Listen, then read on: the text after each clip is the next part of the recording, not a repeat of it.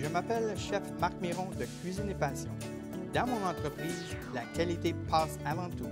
Après avoir travaillé et servi l'élite pendant 25 ans dans les meilleurs hôtels du monde, aujourd'hui, je partage avec vous ma passion, cuisiner. Dans cet épisode, on va faire un petit voyage à Nouvelle-Orléans aux États-Unis. On va faire un ceviche de pétanque, on va faire la jambalaya, mais traditionnelle, et on va faire la fameuse tarte aux pécanes. Alors, sans plus tarder, on y va avec notre ceviche de pétanque. Alors, ce que j'ai fait, j'ai pris des pétanques énormes. Pourquoi? Parce que vraiment que vous voyez le muscle sur le côté. Alors, ça, c'est le muscle des pétoncles. Ça, c'est le muscle qui retient la pétoncle à la coquille. Il faut l'enlever. Alors, je prends mes pétoncles. On va les mettre en petits dés. On les met dans un bol. Deuxième morceau.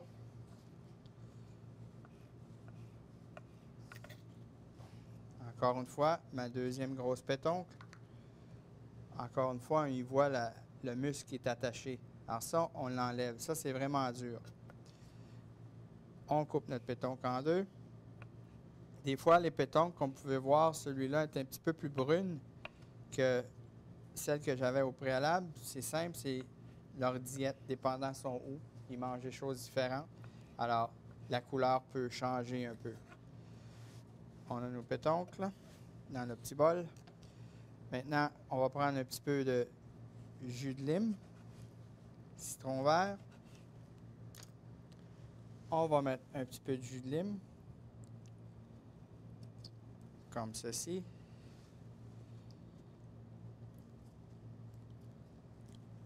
Mais le jus de lime, c'est pas vraiment ce qui va vraiment cuire nos pétoncles. Oui, ça va aider, mais ce qui va vraiment cuire nos pétoncles, c'est jus d'ananas. L'ananas travaille avec les enzymes et puis vraiment, ça l'aide à cuire le tout. Maintenant, j'y rajoute des saveurs. Alors, la coriandre. Je rajoute des oignons que j'ai tranchés très très fins. Je rajoute un petit peu d'ail. Du céleri.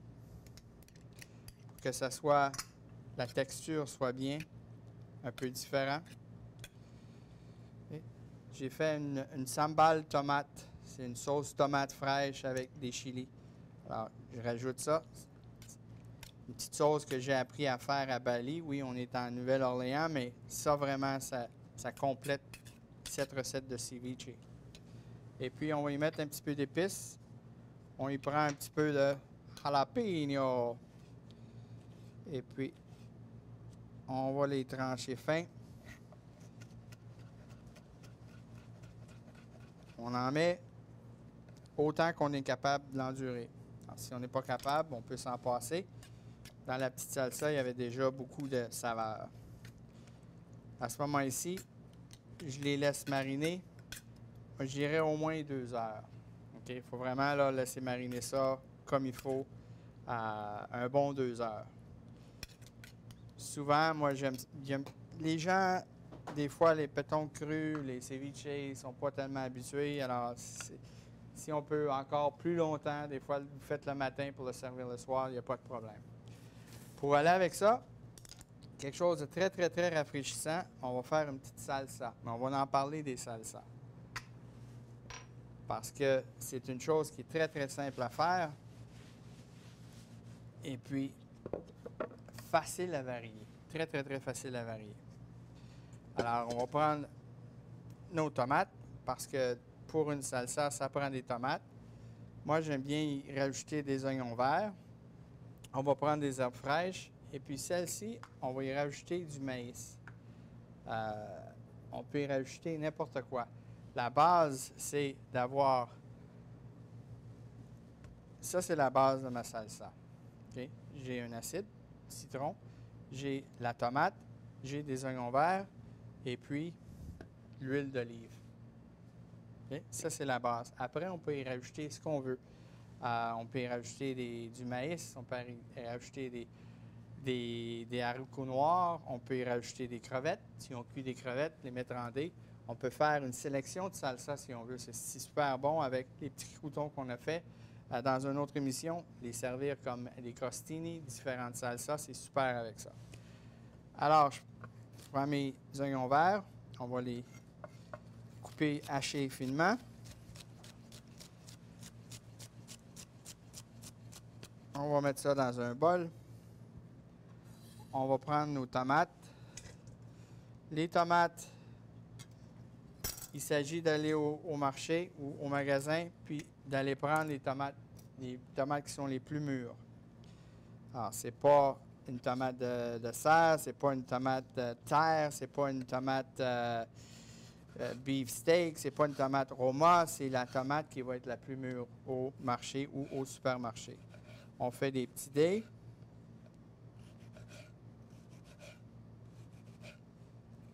Voilà.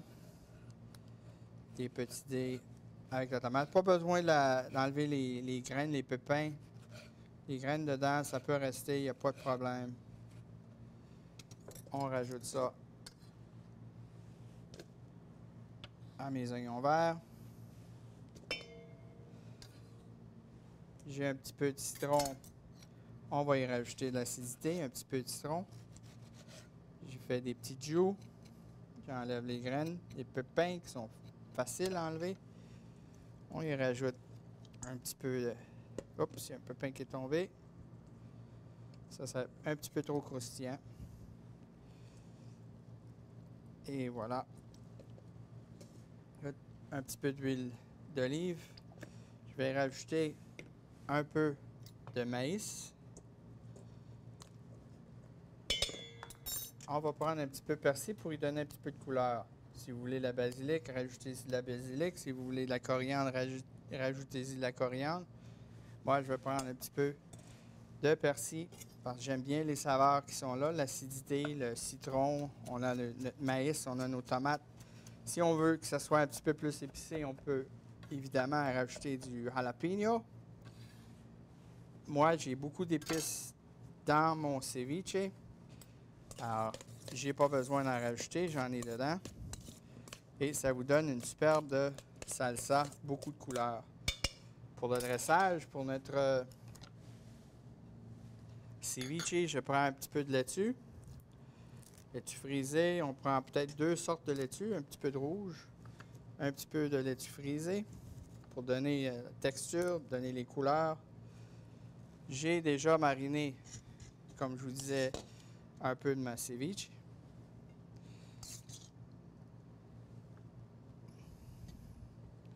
Boum. Et je vais la garnir avec ma salsa.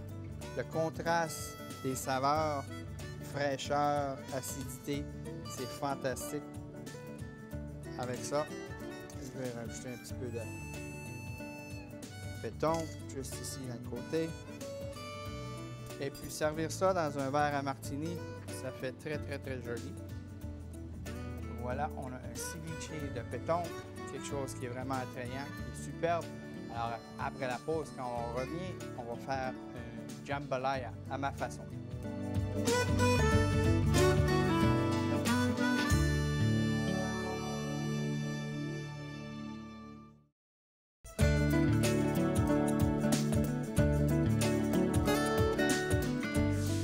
Continuer notre voyage en Nouvelle-Orléans aux États-Unis, on va y aller avec une jambalaya. Une jambalaya à ma façon. On n'y mettra pas des écrevisses, des choses-là. Ça va être quand même assez propre. C'est quelque chose qu'on peut manger. Et quelque chose qu'on peut apporter en potluck. Je pense que les gens aiment bien ça. C'est quelque chose qui est facile. Ça fait un repas, juste avec ça. Alors, je prends des saucisses chorizo. Les saucisses chorizo, c'est style espagnol. Alors, c'est la viande, c'est pas haché, c'est des morceaux avec des beaux morceaux de gras. Ça me donne plus de goût. Alors, si vous allez sur votre boucher, c'est de la saucisse chorizo de style espagnol. Je la tranche en deux, puis je me fais des petits morceaux. Juste comme ça. Après ça, on prend un autre morceau. Et on est prêt pour commencer. Alors, je prends de l'huile d'olive. On va mettre de l'huile d'olive. Je vais mettre quand même une quantité assez considérable d'huile parce qu'on va parler de notre riz un peu. Pourquoi? Je commence avec mes oignons. Okay, une petite tombée d'oignons. Oignons bruns, des oignons espagnols, c'est bien. On va laisser les saveurs sortir de l'oignon avant qu'on y rajoute le reste. C'est quelque chose de personnel, comme j'ai déjà dit. Quand je cuisine avec les oignons, j'aime ça commencer avec les oignons. Ça prend pas de temps, ça prend 30 secondes. Il s'agit d'avoir déjà des saveurs et puis là, bien, les sucres commencent à dégager. J'y rajoute un petit peu de céleri. J'y rajoute des poivrons. Alors, j'ai mis des poivrons verts, des poivrons rouges. Les poivrons verts, c'est là pour le goût. Ça a vraiment plein de goût, les poivrons verts. Les poivrons rouges vont être là pour la couleur. C'est plus doux, les poivrons rouges.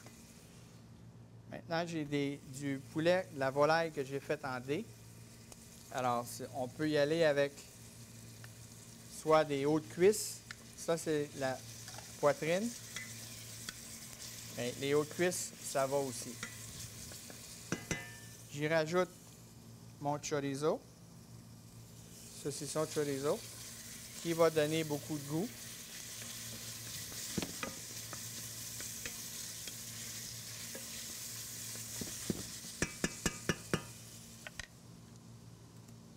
J'ai des feuilles de laurier, j'ai un petit peu d'ail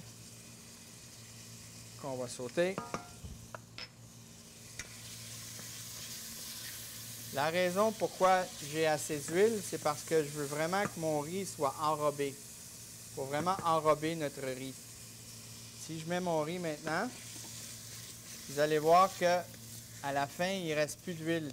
Pourquoi? Parce que mon riz est bien enrobé. C'est très, très, très important.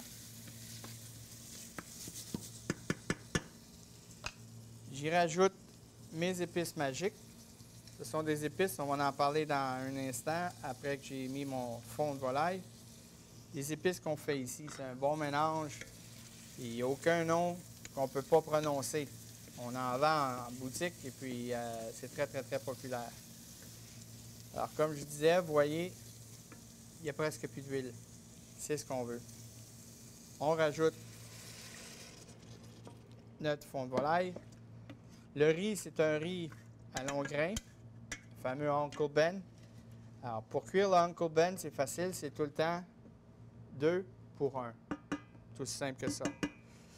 Maintenant, je vais épicer ça un peu. Alors, j'ai une petite sauce ici qu'on fait maison. C'est une sauce au habanero, Scotch bonnet.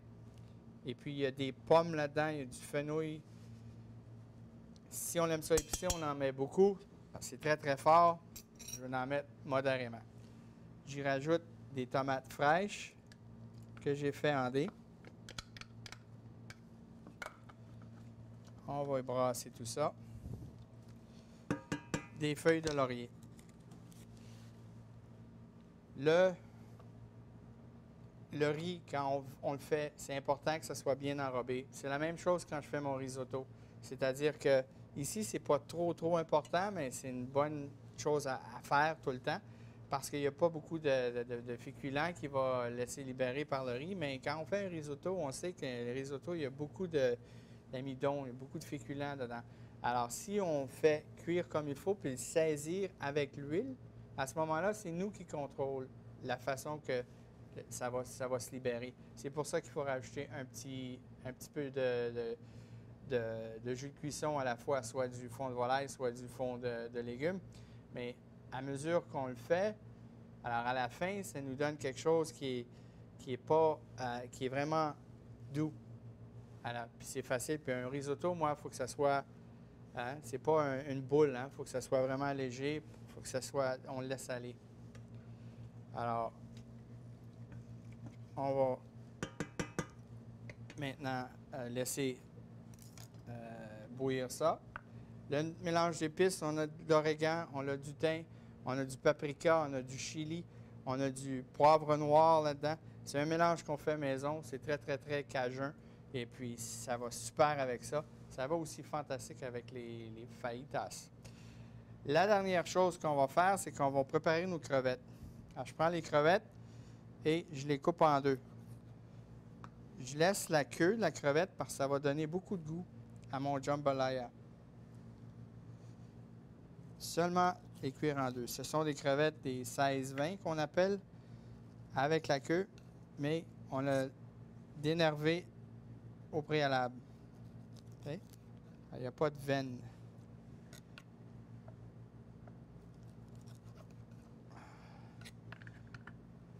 Alors ça, c'est... Normalement, on mettrait des écrevisses entiers. Puis je trouve que c'est pas... c'est difficile à manger. Alors ça nous fait une petite jambalaya qui est beaucoup plus facile à manger. Et puis, ça se porte bien, ça se fait bien. Alors, l'idée, c'est de ne pas mettre nos crevettes pour l'instant. Ce que j'ai fait maintenant, c'est que je les ai coupées parce qu'ils vont être plus tendres. Si je les mets tout de suite, ça va prendre à peu près 15 minutes pour cuire. Okay? Alors, si je les mets tout de suite, ils vont être trop cuits, ils vont être durs. Alors, l'idée, c'est de les mettre un petit peu plus tard. En les tranchant, ça va rester beaucoup plus tendre. Et puis, on va les finir avec. On va le couvrir, le laisser reposer. On va laisser aller ça jusqu'à la pause. Puis après, quand on vient de la pause, on va finir. Je vais vous montrer quand on met les crevettes. Et puis, on va terminer le tout avec une superbe tarte au pacane.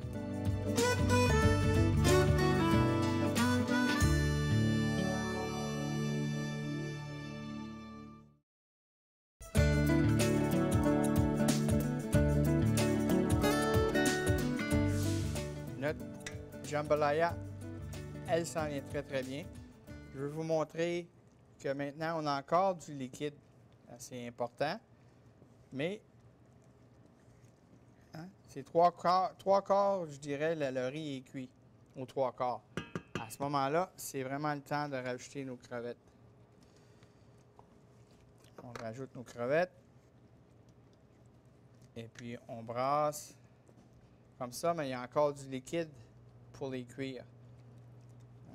Si j'attends trop longtemps, il n'y a plus de liquide, ça ne cuit pas de la bonne façon. Je veux aussi que les crevettes y aident à amener la saveur à ma jambalaya. Alors, on le laisse mijoter encore un peu. Puis, quand j'ai presque plus de liquide, on va le couvrir, le laisser reposer. On va y revenir. Pendant que ça cuit, on va garder un œil. On va passer ce côté-ci et on va finir avec nos deux belles petites tartes aux pécanes. Je prends des pécanes. J'ai deux abaises de tarte. Des abaises normales, la pâte brisée. C'est très facile. On regarde la recette de Tender Flake en arrière, puis ils vont nous dire comment la faire. Le seul truc que je vais vous donner quand vous faites la pâte brisée, prenez un gros bol exagéré quand vous mélangez, avant que ça soit les grammes. Prenez un gros bol exagéré comme ça va être plus facile. Le résultat va être beaucoup mieux. On va prendre un bol pour mélanger. On va prendre un œuf. On va rajouter à mon œuf du sucre blanc. Et on va commencer à battre tout ça. J'ai un fouet, voilà. Je vais regarder là où est-ce qu'on est rendu. On n'est pas tout à fait là, mais ça s'en vient.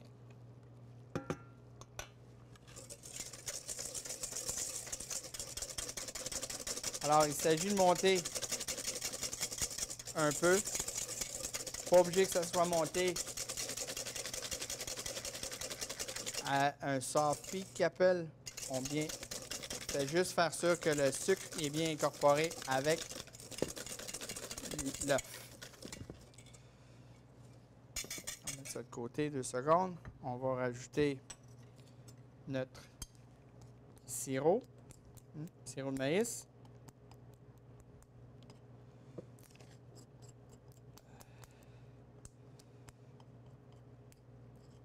Faire sûr qu'on a tout, parce que si j'en laisse dans la bolle, ça fait une grosse différence dans la recette. Alors, je m'assure que j'ai à peu près tout. Bon. J'ai fait fondre aussi un peu de beurre qu'on va rajouter.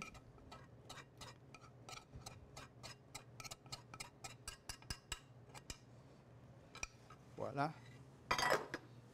Là, je vais aller voir comment que ça se passe ici. Alors, on voit que ça commence à... Il y a beaucoup moins de liquide. Quand je fais ça, on dirait que l'océan se sépare. Il faut vraiment que ça reste un peu séparé pour qu'on puisse le couvrir et puis mettre ça, notre couvert, puis le laisser bien reposer. Une fois que j'ai tous mes ingrédients ici, je continue à mélanger.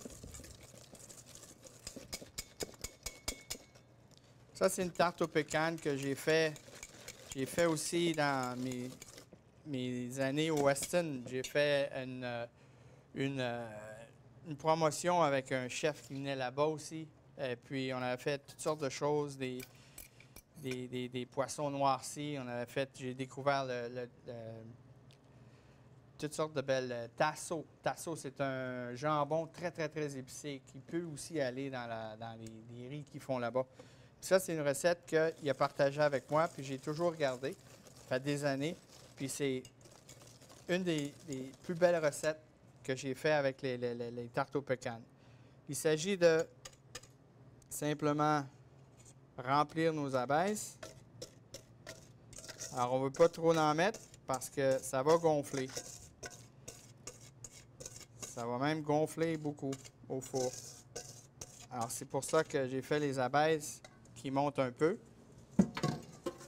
Alors, ils sont montés sur les côtés. Puis là, ben, je vais voir mon riz. Alors, on voit l'idée que je voulais dire tantôt que ça commence à bien... Hein? Ça commence à bien se garder ces deux côtés. On va y aller encore une minute ou ça. On va aller mettre nos tartes au four pendant ce temps-là. On a nos belles tartes aux pécanes qui sont sorties. On va les remplacer.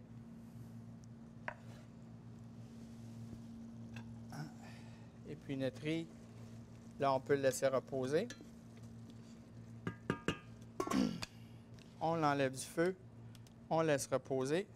C'est mieux si on ferme le tout. Oui, je disais que la cuisine de la Nouvelle-Orléans, c'est fantastique. Ça a beaucoup de saveurs. Il y a beaucoup de nos racines qui sont là-bas. J'apprends rien à personne. Mais il y a aussi des bases de cuisine qui sont très, très, très, très, très françaises. Ça, ils appellent ça le jambalaya. Et dans mon livre à moi, c'est comme un riz pilaf. Hein? Je fais le riz pilaf de la même façon, excepté on n'a pas de saucisse chorizo, on n'a pas de poulet, on n'a pas de crevettes à l'intérieur. La méthode est la même. On commence avec des légumes, des oignons, des carottes, du céleri. On y rajoute le riz. On fait sûr qu'il est bien enrobé. On y rajoute le liquide. C'est tout le temps 2 pour 1. Et puis, on le laisse aller comme ça. C'est ça qui est vraiment bien.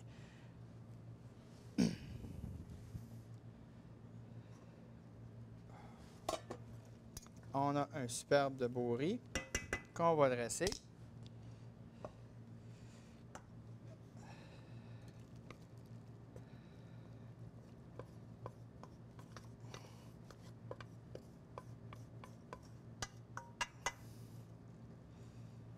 Et le jus, par le temps qu'on est prêt, ça va tout être absorbé. Je vais mettre ça ici. Je vais prendre un petit peu de... Hein? C'est trop beau. Mais le goût avec nos épices maison, le goût avec les crevettes de chorizo, c'est vraiment à pas manquer. Une petite recette simple, une petite recette qu'on peut faire à toutes les semaines. La jambalaya et notre tarte aux pécanes qui complète notre petit voyage qu'on a fait en Nouvelle-Orléans. Merci de m'avoir laissé partager ma passion avec vous. À la prochaine!